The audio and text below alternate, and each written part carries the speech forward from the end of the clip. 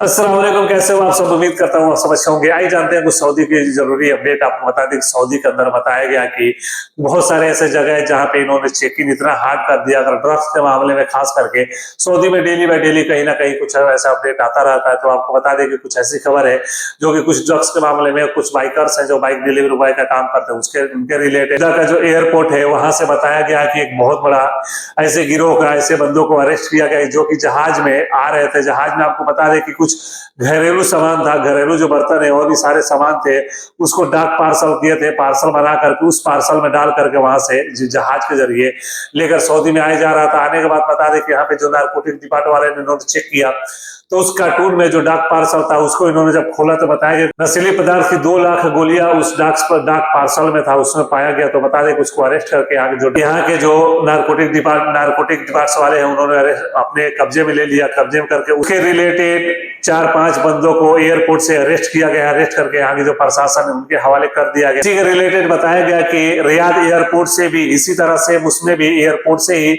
उसको भी अरेस्ट किया गया है। बताया गया कि वहां पे 4,03,125 नशीली गोलियों का पूरा ही एक कार्टून मिला, जिसमें और भी बाकी सामान थे जो कि पार्सल करके जहाज में जो जहाज का जिसमें लॉगेज आता है उस लॉगेज में इसको भी रखा गया था। बताया कि उस लॉगेज के निचले हिस्सा में चादर के जरिए बिछा करके उसके निचले हिस्सा में उसको रखा गया था। तो फिर जो यहाँ के नारकोटिक डिपार्टमेंट वाले इनको कुछ खुफिया जानकारी मिली थी कि इतने नंबर के फ्लाइट में कुछ यहाँ से नशीले पदार्थ जा रहे हैं। तो जाकर जब इन्होंने चेक किया तो बताया गया कि 4,03,125 नशीली गोलियां उसमें बरामद की गई है। तो आपको बता दें कि इसके रिलेटेड सऊदी में खास करके और भी बाकी जगह डेली बाय डेली कुछ ना कुछ अरेस्ट होते हैं। तो इतना सारा नशीली गोलियां आने का मतलब कि ये तो जितना पकड़ा गया, बहुत सारे ऐसे जो नहीं भी पकड़ा जाते हैं तो यहाँ पे सेल हो रहा है। हालांकि सऊदी में इस तरह का घटना बहुत डेली बाय डेली कुछ ना कुछ आता ही रहता है।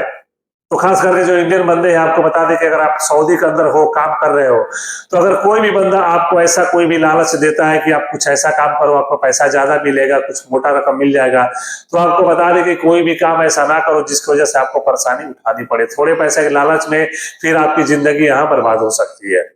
और आपको बता दें कि दूसरी खबर है, बता दें कि सऊदी में बाइक डिलीवरी बॉय जो भी है इनके रिलेटेड है। हालांकि मैंने पहले भी अपडेट डाला था, जितने भी बाइक डिलीवरी बॉय है, अगर यहाँ पे आप जाते हो, कहीं भी डिलीवरी करने जाते हो, आप कोई भी अगर वायलेशन चार्ज आपके ऊपर होता है तो खास करके सिर्फ एक हेलमेट का ही, अगर हेलमेट आपके पास नहीं तो 1,000 से लेकर के 2,000 रियाल तक आपको जुर्माना लग सकता है। अदरवाइज अगर कोई भी आप वायलेशन चार्ज करते हो, कोई नियम का उल्लंघन करते हो, तो इसमें बता दें कि ज्यादातर खास करके बताया गया है कि आपकी बाइक जब्त कर ली जाएगी और दोबारा आपको वापस नहीं किया जाएगा। तो बताया गया कि इस हफ्ते, एक हफ्ते का इन्होंने अपडेट बताया है, उसमें बताया गया कि 6,500 यानी कि 6500 ऐसे बाइकर्स है जिनको बाइक अरेस्ट किया गया है और उनकी बाइक जब्त की गई है।